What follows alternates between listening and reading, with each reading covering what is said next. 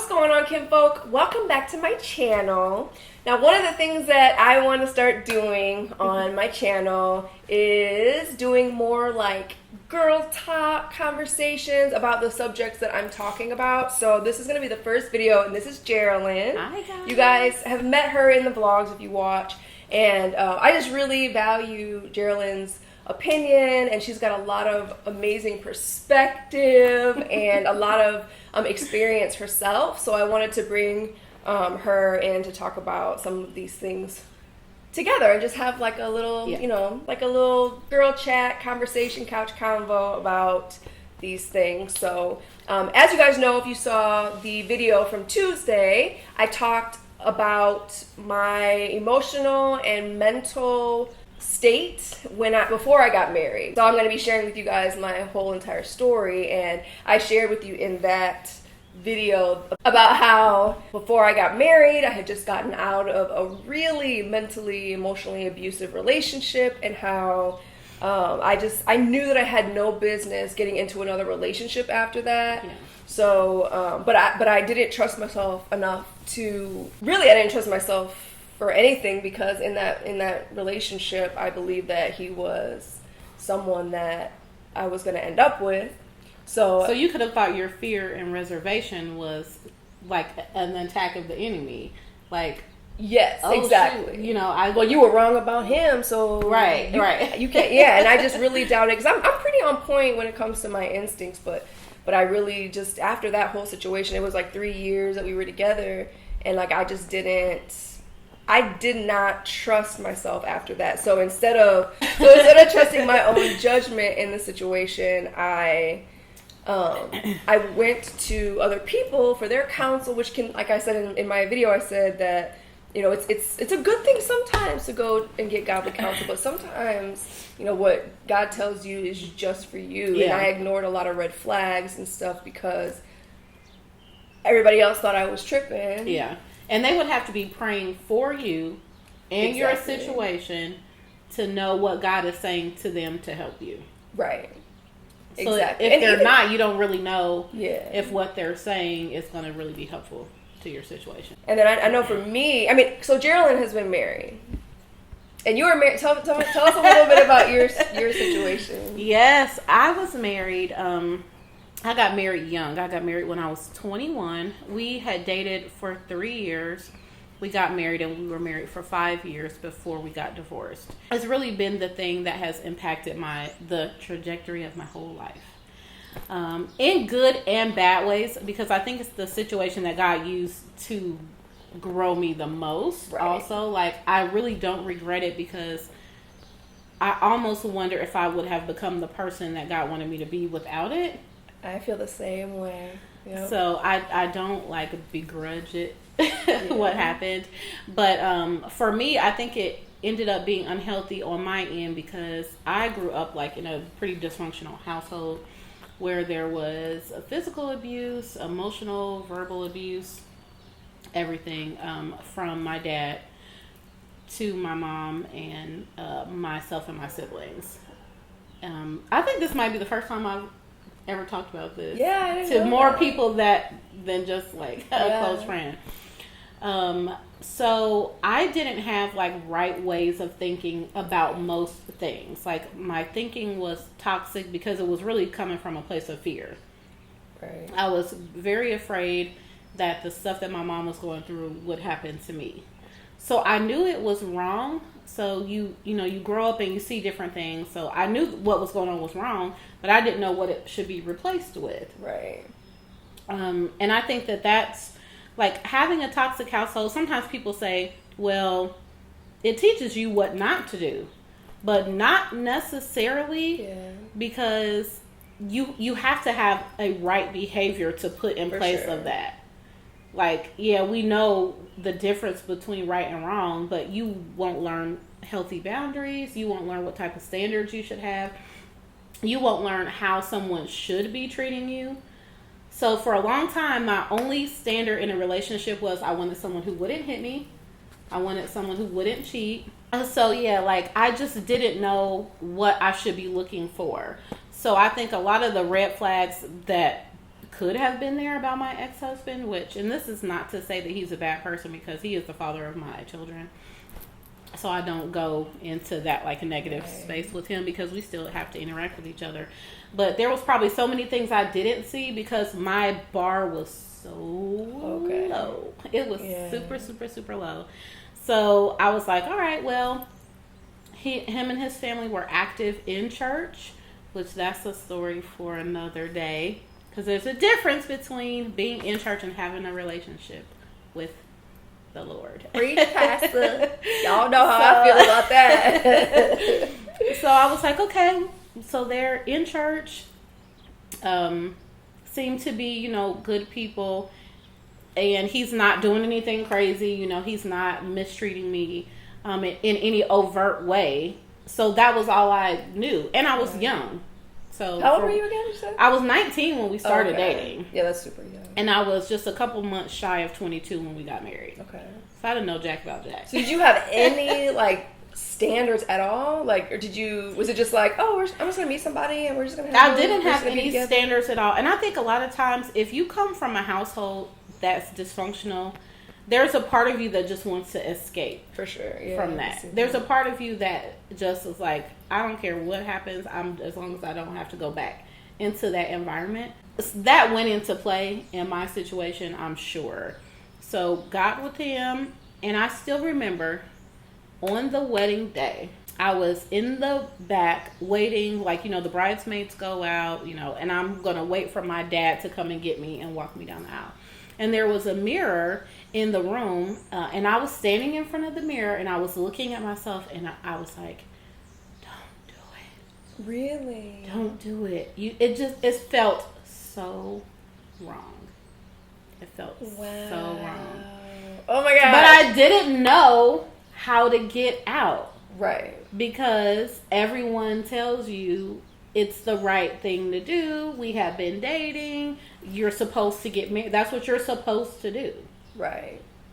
So I was like, well, this is what I'm supposed to do. But it felt wrong.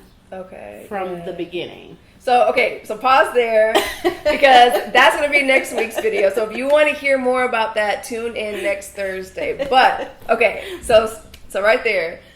Go back to, like, where were you mentally and emotionally when you guys were dating? Because you said 19, so that's almost 3 years. Yeah. I was just emotionally immature. I thought very much like probably someone who was much younger than my age.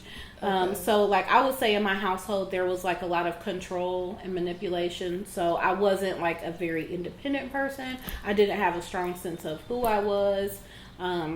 That was, like, modeled even, like, from my mom. Like, everything that my mom it was heavily influenced by what my dad told her about herself or what my dad did.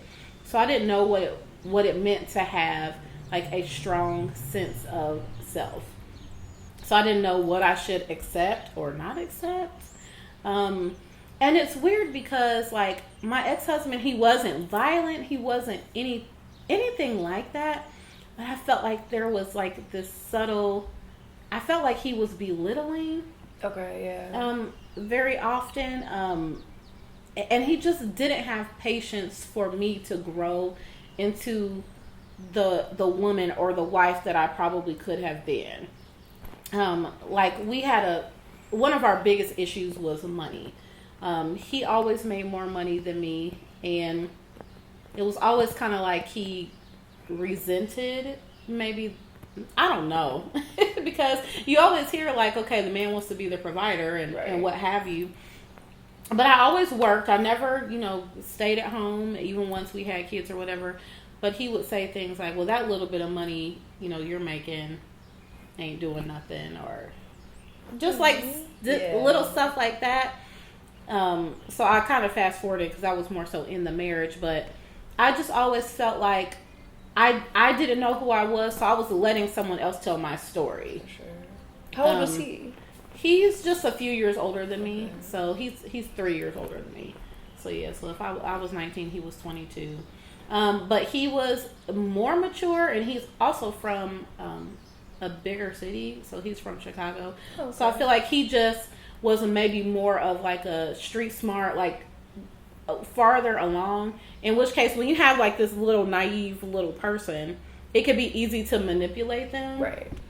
If you have that aspect of your personality, which I'm not saying he's a bad person, but I think people can easily fall into that trap. If you can manipulate someone to do what you want, you will. and people who are generally people who are more manipulative, sometimes narcissistic and all those things, know who will allow. I mean, they know how to pick people who allow them to manipulate them. Yeah. And I think that he was probably narcissistic as well. Yeah. Either that or he had like a complex. I could never really figure out. I don't know if he was insecure, so he projected that complex of like, I'm this macho, Which usually narcissism stems from insecurity. Yeah, so I think it was all kind of tied in to that, but it was a disaster. It was a disaster waiting to happen from day one. So how'd you guys meet? He moved here to Indianapolis from Chicago, and he started attending the church that I was already at. Okay. I was on in the youth choir, and he came as like our youth choir director. So he was like over the youth choir. And I just remember he was like, "Oh, this guy that come in from this big city," and I think all the girls were like, "Ooh, ooh." Of course. And I just remember thinking, oh, he likes me. So I thought I had a prize. Not saying that I didn't.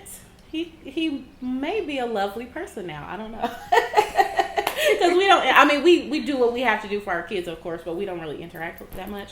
So he may have changed, but I just was like, wow, I got a prize. Yeah. I wasn't seeing myself as a prize. Like, I wasn't seeing like, okay, well, I'm a treasure. I'm someone to be valued. I just was like, oh, I got him. So that was how I was getting like my validation. For sure. Which that never works, getting your validation from another person. Oh, it never does. You will find yourself worse off than you were before because that will fall apart. It's just, that's such a vulnerable age, too. I know. If I were to have ever gotten married at that age, which at the boyfriend that I had in high school, I thought we were going to get married. Oh my gosh, I was so stupid back then, but... We all are. I don't even think your brain is like finished developing. Because seriously, if I would have married at that age, I don't know where I would be. Yeah. I don't think I could have handled it. I don't recommend, even like my daughters now, I tell them why they should wait until they're a little bit older and more mature, more secure in themselves before they get married. Because even a good marriage is very hard. For sure. You have to work so hard at it. You have to be so open, so selfless. You have to really be coming from a good place in your heart to have a good shot at it, and it's still going to come with its difficulties. Right. So if you're not in a good place, and if you don't have good self-esteem, and if y'all both have a ton of issues that you haven't taken the time to identify or try to deal with. Which at that age, you don't even know what that means. Right. Yeah. You just are like, I'm grown. Right, exactly. I'm out the house, I'm grown, so I can do what I want. And it's to your detriment. Yes. If there's any young person watching this, like, that's the biggest thing I can say. Don't be in such a rush to be grown, because grown decisions come with grown consequences. So you were married for, you said 5 years? Mm-hmm. So all together, we were together for 8 years. Okay. Now, looking back, in retrospect, do you see, like, what were some red flags? So besides the control? Yeah. Like, even, like, seemingly insignificant ones. Like, for me, as I was talking about how, like, for the sake of his privacy, his name is Kyle. I'm not going to say what my ex's name was. For many years after I didn't call him by his name, I called him something else. Not a cuss word, but it still wasn't. I called mine a cuss word. It wasn't a nice word. But I couldn't even say his name without, like, I hope he never sees this. I apologize. But there were a bunch of little things, but one of the things was, I was like, I don't listen to secular music that much. Mm-hmm. Like, I don't judge people who listen to secular music, but for me, it just doesn't make me feel good. Yeah. So I just don't listen to it. And he was like, oh yeah, me either. Sometimes I just don't listen to anything. And he's like, oh, I don't listen to music in the car either most of the time. I'm like, oh, okay, cool. Like, right. You're like, we're on the same page. Yeah. Like, that's so crazy because I don't often meet guys like that. And then every time we would get in his car, he would turn the car on, and a secular radio station would come on. Mm-hmm. And I'm like, so I literally had to pause because I'm like, and I questioned myself because I'm like, am I just tripping? Like, am I trying to find something wrong with him? Because for me, like, dating a white man, even though I'm mixed, I don't know, it was just something I wasn't used to. Mm-hmm. It's something that I never thought I ever wanted because I said that the cultural differences, the cultural differences. Yeah. Like, it's just very different. And, like, even when it comes down to, like, jokes and what does that mean? Mm-hmm. Like, I don't want to have to explain that to you. So for me, I never wanted to date a white man because I just didn't, it wasn't my preference. Yeah. But I was like, am I just trying to find something wrong with him? So I would get in my car and like, the only way the radio would be on is if you have it turned on the radio. Right. So I was like, okay, maybe I'm not tripping, but then I would go to the people that I trusted, my best friend, my mentor, and my mom, and they're like, seriously, Shanna? But for me, it wasn't even about the fact that he listened to secular radio. It was about he lied about it. To try to have something in common and connection with you. Yeah, and something so stupid. Like, I just didn't understand the point. So for me, that was where the red flag came in. And then there was another time where I was like, oh, I really can't stand Cracker Barrel. I don't think it's horrific, but I just don't like it that much. And he was like, oh, me neither. And then later on, and I was like, just kidding. But and he would be like, me either. And then later on, I remember we were having a conversation with somebody, and they were like, oh, I love Cracker Barrel. And he was like, oh yeah, me too. I'm like, right. You told me that you don't like Cracker Barrel. Now all of a sudden you do like Cracker Barrel. Like, that was a huge red flag for me. But again, people were like, no, you just tripping.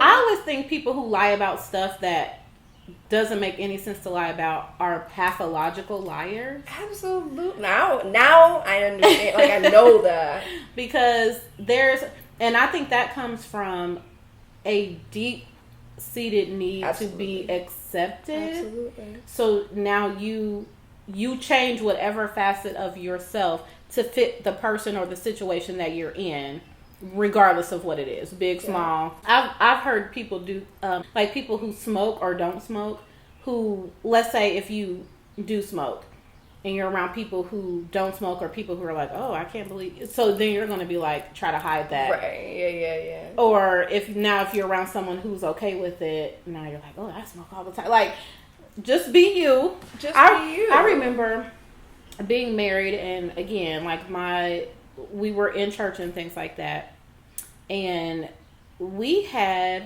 alcohol in the house. We didn't have like a fully stocked bar, but we had like a couple of bottles of alcohol in the house, like in the pantry, and we had some people over from church, and one of the ladies from like the choir had made a comment like, oh, do y'all have some type of liquor? I can't remember what she was asking for. And I was like, oh, we have some something in the pantry, whatever it was, Ciroc or I can't remember. And I remember afterwards he was like, why would you tell her that we have that? And I was like, because we had it. But he was like, I don't want people to know that we have. I just feel like, here's the thing, especially about following God, being a Christian, whatever. You should already be living a life that you feel that God has led you to live. Now, none of us are perfect, but I find like the closer you get to God, the more that you invite the Holy Spirit in, He will convict you about the things that you need to change. Right. And that's how you should live your life. But if you have not changed something yet, or if you still feel okay with something, don't try to make it seem like you don't have that in your life or you don't struggle with that just because you don't want people to judge you or whatever. I feel like that's what makes Christians look bad. Yes, absolutely. It's like that hypocritical type of nature, or like that double life. Yeah, which is all based in shame. And if someone, obviously that person was asking for some alcohol. If they asking for some yak and we got some yak, so who's gonna be ashamed because they were already asking for it? But yeah, so I like different things like that even beforehand. And I didn't like the way that he dealt with other people.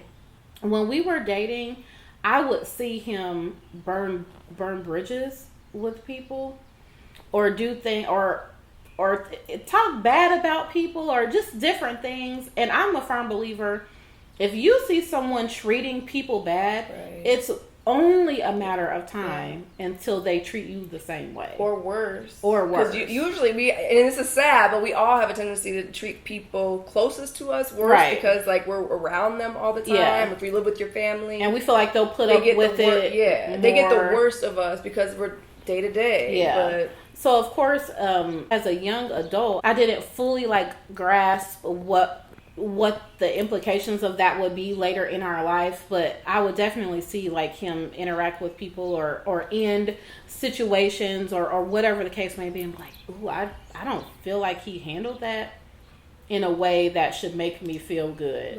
But I would never say anything about it. I kept it to myself. So there was definitely a lot of things where I would be like, that's not appealing. Did you think that, okay, well, after we get married, maybe it'll be different? Of course.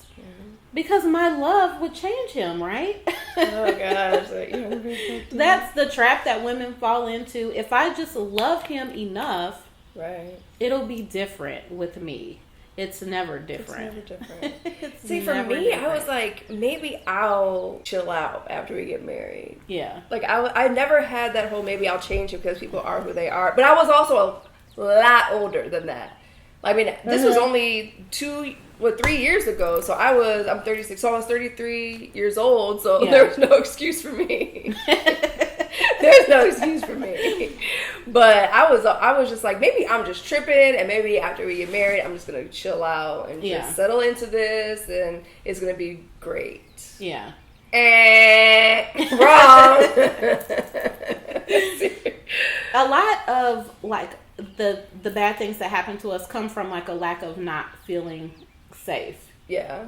When it's like in a relationship, like, do I feel safe that no matter what I put out on the table, you'll love me, you'll still treat me with kindness? So because of that, we all, men and women, we hide things. We wear masks. We put up guards. We build walls. We do everything we can to keep people from getting to who we really are, because we have that fear of rejection, and you have that fear of, I don't want people to use, something against me or whatever the case may be.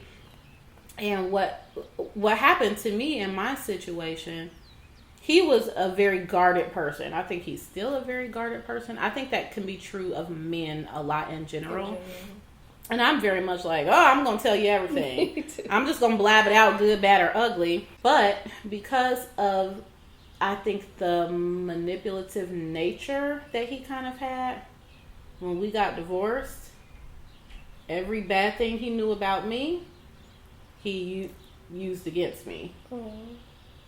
And I didn't have anything to use against him. Because he had, not saying that I would, because I don't think that would have even been my nature. Because even in the divorce, I'm like a very trusting person sometimes when I shouldn't be. And I was like, we're going to get divorced. And it's going to be great.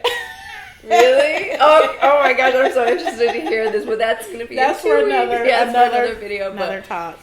Trying not to get ahead of myself. But I have such a long journey because I was so young when I got married. I had that whole experience, and then I had another long-term relationship after that. So how old were you with that one? So when I started dating my son's and that one was longer than your marriage, right? It was about the same length, but we never got married. Okay. Yeah, it was like eight and a half years. 27. I was 27, and he was a little 6 or 7 years older than me, and that was more of like, I don't want to say a rebound, but a rebound. Okay.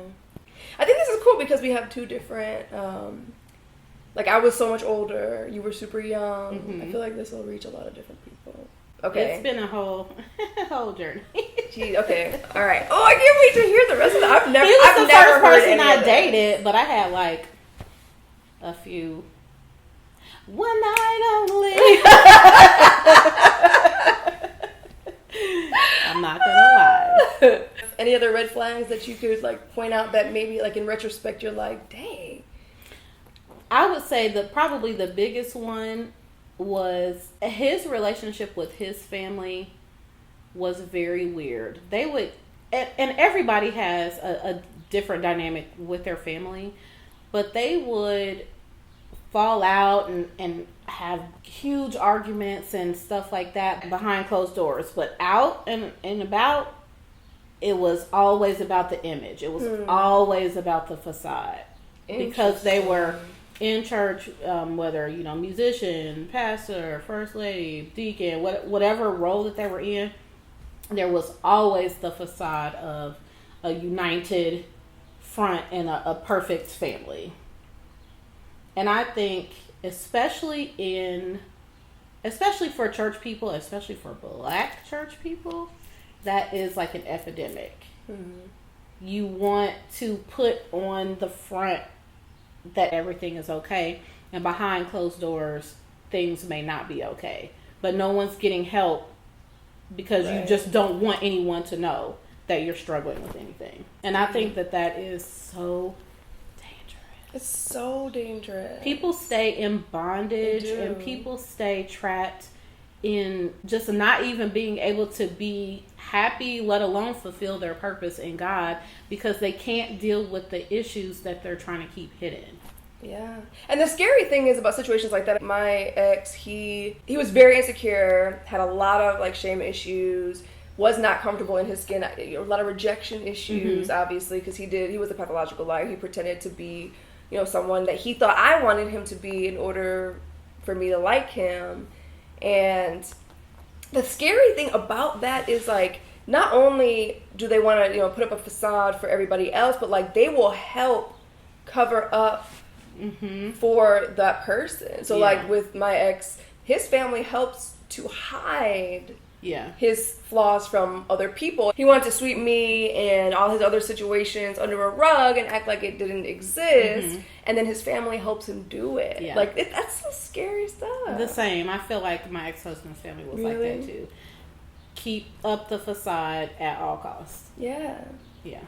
That's dangerous. Because they don't want to lose face, for the roles that they're in church or what have you. So I guess to sum it up, like, I would say, if any of you need advice, if you're in relationships, if you're thinking about marriage, just make sure you do not ignore red flags. Make sure you really just pay attention to all of the things that you're feeling internally. Like, if there's something that you can't even put your finger on, like, there's been a lot of times where it's like, I don't know what it is about that person, or even with my ex, like, I don't know what it is, but something is not right. Yeah. Listen to that. Yeah. You have to get yourself to a place of wholeness in order to go into a relationship with a healthy mindset. So really, like, our singleness is to be used as a gift to perfect in us so that we're ready.